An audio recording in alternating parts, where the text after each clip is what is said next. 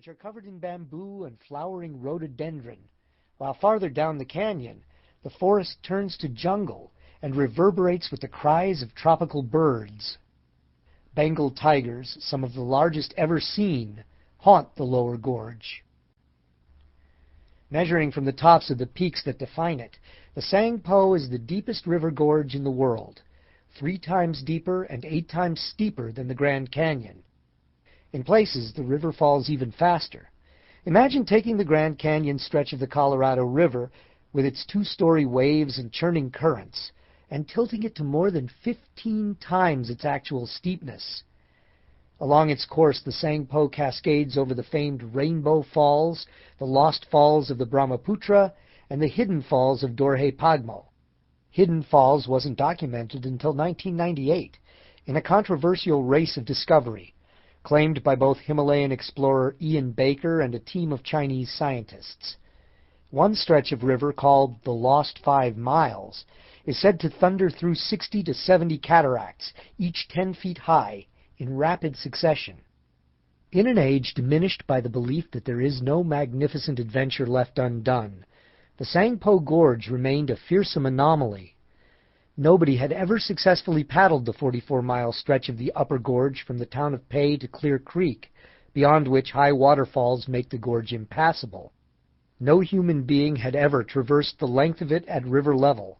A section of the gorge, despite numerous assaults, had never even been seen by a Westerner. Now, on this wide beach just below the town of Pei, Lindgren and his paddlers set their boats on the water's edge. Their apprehension was palpable. There was no guarantee that any of them would come back alive. The last team to make a serious attempt on the Tsangpo, an American group led by Wycliffe Walker in 1998, made only 27 miles before seasoned kayaker Doug Gordon drowned. If anyone could get it done, though, it would be these 7. Most of them had been kayaking since they were children, and in recent years each had paddled close to 300 days a year. Lindgren, 30, is the alpha dog of expedition kayaking, an Emmy Award-winning adventure filmmaker who has spent the last decade pulling off audacious first descents of some of the Himalayas' most daunting rivers. He specializes in river runs that combine maximum remoteness and extreme audacity, and he's done much of his paddling while hauling a 22-pound Bolex movie camera. He has an improbably perfect record for avoiding disaster and bringing everyone home intact. For the Tsangpo team, he picked his closest kayaking friends, all veterans of previous Lindgren epics. South African Steve Fisher, 25, is known for his prowess in big, violent water. Mike Abbott, 29, from New Zealand, and his paddling partner, Englishman Alan Ellard, 26, are famed for wild descents, many in the Himalayas. Dustin Knapp, 24, of Jacksonville, Oregon, is the star of many of Lindgren's extreme paddling films.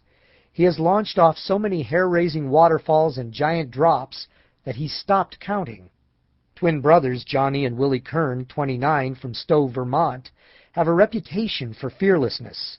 For years in the States, a truism went, "If the Kern brothers won't run it, nobody will."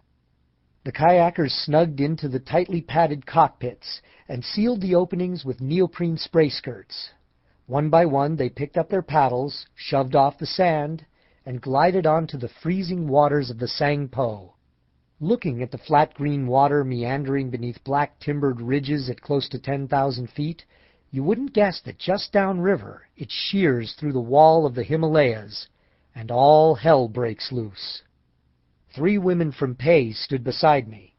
They wore belted ponchos of yak skin and watched with the solemnity of guests at a funeral. Maybe they saw it that way. Chapter 1.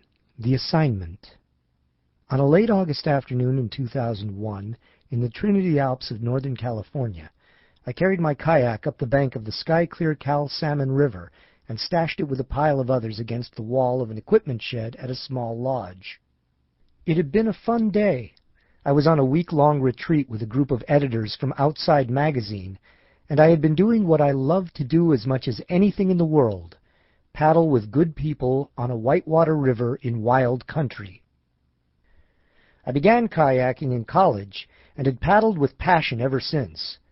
I had worked as a river guide, paddle maker, and kayak instructor, and in my late 20s I began to write about rivers.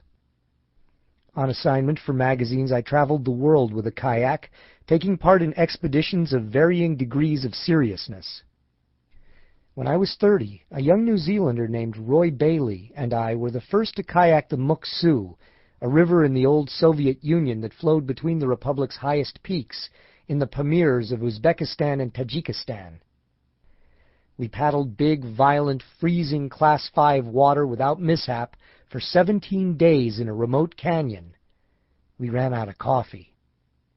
On that warm evening in Northern California, with fat bees buzzing through the beds of asters and fireweed at the edges of the lawns, the charm of the day was that this was emphatically not expedition paddling.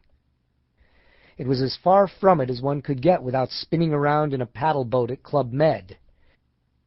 After we stripped off our life jackets and helmets and hung them on a line behind a hammock, we ate pesto and artichokes and watched the last sunlight fire the fir trees on the highest ridge, then jumped into a wood-fired hot tub. After a while, everybody left but me and Hal Espen, Outside's editor. I liked Hal. He was a bearish man, packing some extra weight, but strong. One eye went in a different direction than the other. He had sandy, tousled hair and a soft-spoken affability. I was so relaxed in the bubbling water that I almost fell asleep. Then Hal said, "We're thinking of sending you someplace, thrilling." I sat up. "Oh, yeah? Have you heard of the Tsangpo Gorge?" It may have been the breath of the down valley night wind, but I don't think so. A wave of goosebumps spread over my shoulders. "Yes," I said. 3 years before, I had attended a memorial service for 42-year-old Doug Gordon. Doug was a world-class paddler, a top slalom racer who had been very kind to me when I was a beginning boater. In 1998, on a National Geographic-sponsored expedition attempt on the Tsangpo, only 27 miles into the gorge, Doug died paddling. He was well-loved, and on that overcast November day, the Quaker meeting house in rural Connecticut was filled to the galleries. One of my old friends, Landis Arnold, a kayak importer, stood up and talked about Doug. His voice cracked and tears streamed down his face. "Going to the Tsangpo," he said, "is like going to the moon." For a kayaker, and for a century's worth of overland explorers who had repeatedly tried to penetrate it, the Tsangpo Gorge was as alien and forbidding a place as our planet could offer. To commit to go there was to be willing to die. "Oh, and they won't let you paddle it," Hal said.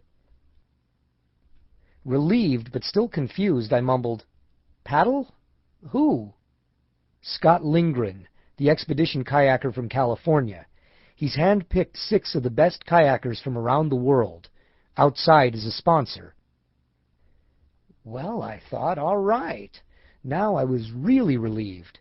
I had read the accounts of Gordon's expedition. The whitewater was so fierce, the main current down the middle so cataclysmic, that even ferrying, paddling from bank to bank, was death-defying. I had never covered a river story where I wasn't in a boat, but I was a recreational paddler now. I had no business going anywhere near the Tsangpo in a kayak. "What am I supposed to do?" "Trek through the gorge with the ground support team," Hal said. "When are they leaving?" "There's some uncertainty about the permits, but they're shooting for mid-January." That's the middle of winter." My mind was racing. The only way out of the gorge was to claw 5,000 feet over a Himalayan pass. Nobody had ever seen the pass in midwinter. Nobody, not local hunters, not explorers, would go near those passes after November or early December. They were buried in snow. And there was another problem. I couldn't walk. Not really. What neither Hal nor any of the other editors at Outside knew was that I couldn't amble 3 miles around the lake in front of my house in Denver without limping in pain. I'd eaten ibuprofen like popcorn and hidden the fact that I had wrecked my left hip. After years of jumping off high rocks and carrying too much weight, the joint had lost its cartilage and was bone on bone.